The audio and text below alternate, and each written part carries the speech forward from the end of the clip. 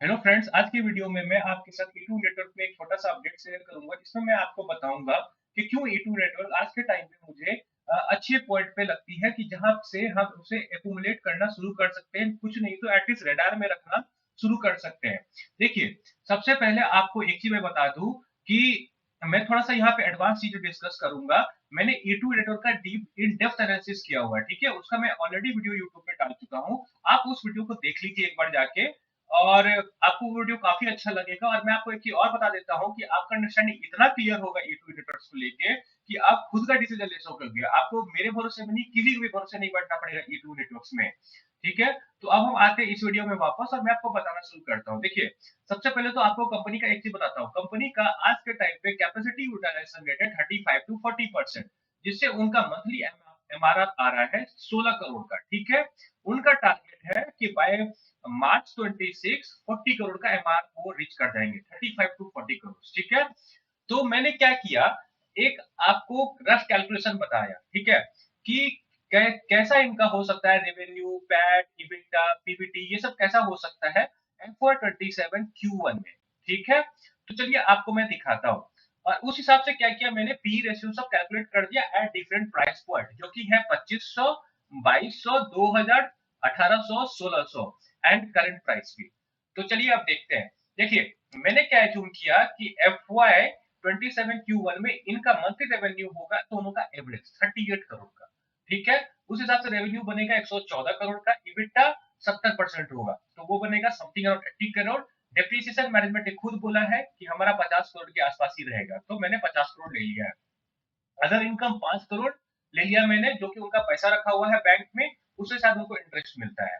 और फिर इंटरेस्ट हो गया, उस हिसाब से मेरा प्रॉफिट बिफोर टैक्स बनता है 32.8 करोड़ का।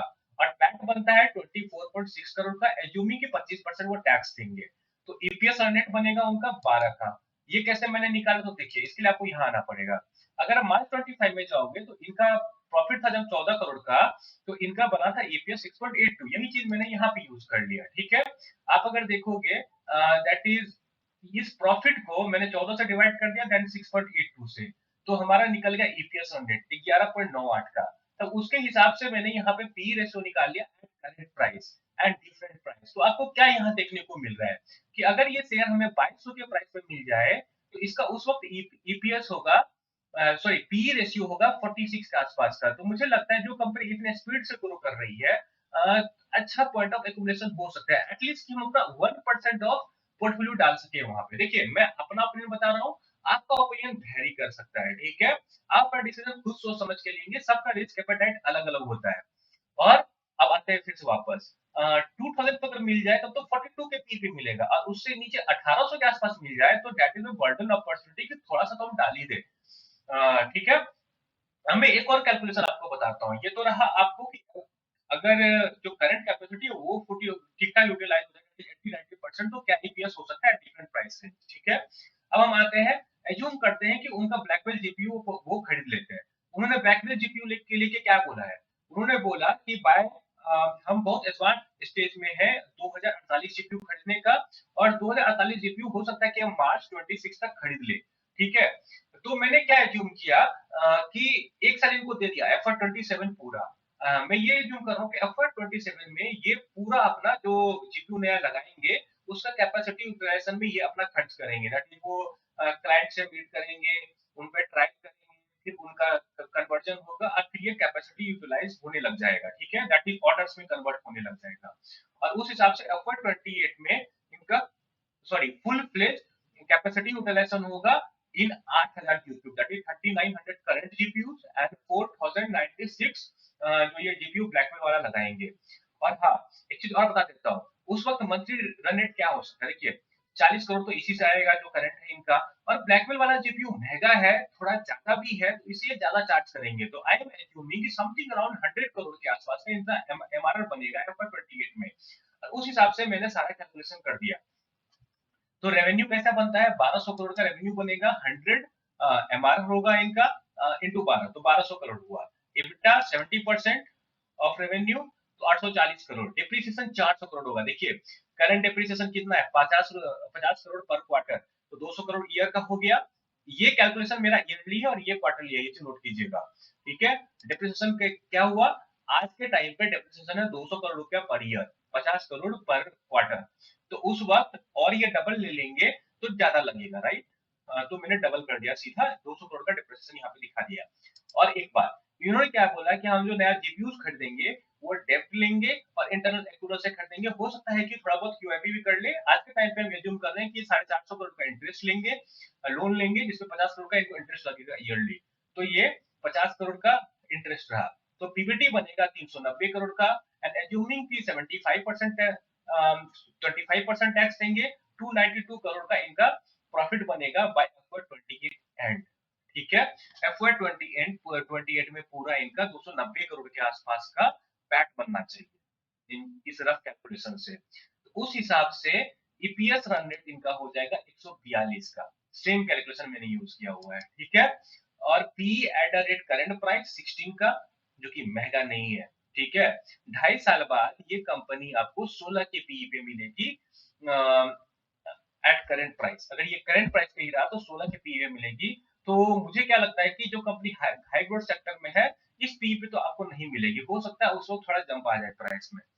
और फिर इस हिसाब से अगर देखिए 2000 पे जाता है ये इसका शेयर प्राइस, तो 14 के पी पे हो जाएगा। 1800 पे जाता है तो 12 के पी पे हो जाएगा। इसलिए मैं बोलता हूँ 2000 plus minus 10% is a good point कि हम इसे एक्यूमुलेट करना स्टार्ट करें। मेरा अप्रोच इसमें क्या रहेगा, मैं आपको पर्सनली बताता हूँ। मैं 2200 के आसपास सोचूंगा इसमें एक्यूमुलेट स्टार्ट करने, एटलीस्ट 1% पोर्टफोलियो में एलोकेशन दे सकता हूँ यहाँ पे।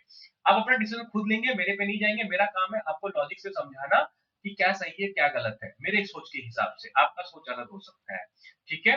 मैं बस 1% डालूंगा, राइट। फिर मैं 1% डालूंगा, अगर मुझे गलती से 1800 पे मिल गया, और अगर नहीं भी मिला तो मैं कब डालूंगा पैसा। देखिए आज के टाइम पे एक चीज आप समझिए, यहाँ पे इनका ना जो मेजर रेवेन्यू आ रहा है मंथली रन रेट का, वो आ रहा है गवर्नमेंट के वजह से, इंडिया एआई के मिशन की वजह से। ये अभी तक कॉर्पोरेट क्रैक नहीं कर पा रहे। अगर इन्हें कॉर्पोरेट से अच्छा ऑर्डर मिलने लग जाए, then I will start a community. क्योंकि मुझे ये भरोसा चाहिए ना कि ये मंथली रन रेट 1200 करोड़ का, सॉरी ये मंथली रन रेट 100 करोड़ का ये रीच करेंगे। 100 करोड़ का रीच कर जाएंगे तब मुझे दिखेगा, तो दैट मीन्स ये इनका फॉरवर्ड पे ही बनता है। That means company cheap valuation पे है, right. Then I can put money. But मुझे भरोसा तो होना चाहिए ना कि कंपनी अचीव कर सकती है monthly run rate of 100 crore, right. आप समझ रहे हो ना क्या बोल रहा हूँ मैं। तो आपको वेट करना पड़ेगा। कैसे, आपको एक बार समझना पड़ेगा कि 1% एलोकेशन आपको लगा देना है। तो अराउंड 2000 प्लस माइनस 10% पे आप लगा सकते हो। मैं ऐसा सोच रहा हूँ, मैं लगा सकता हूँ। फिर उसके बाद अगर मुझे कुछ अच्छा डेवलपमेंट दिखता है कॉर्पोरेट साइड से, कि कोई कॉर्पोरेट से इनको अच्छा ऑर्डर मिला है, मान लो 100 करोड़ का मिल गया, तो मुझे दिखेगा कि हाँ ये देर गोइंग टू राइट पाथ पे जा रहे हैं, तब मैं वहां पे थोड़ा 1% और डाल दूंगा।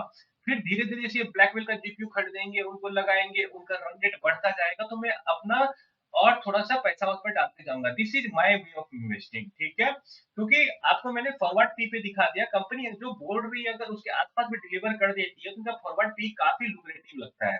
And we can start accumulating, right. ये रहा मेरा रफ वीडियो, छोटा सा वीडियो E2 नेटवर्क्स पे। और अगर आपको अच्छा लगा तो लाइक कीजिए। एंड हाँ, आपको E2 नेटवर्क्स का ढंग से समझना है, पूरा कंपनी क्या करती है, तो आप मेरा डिटेल एनालिसिस वाला वीडियो प्लीज जाके देख लीजिए।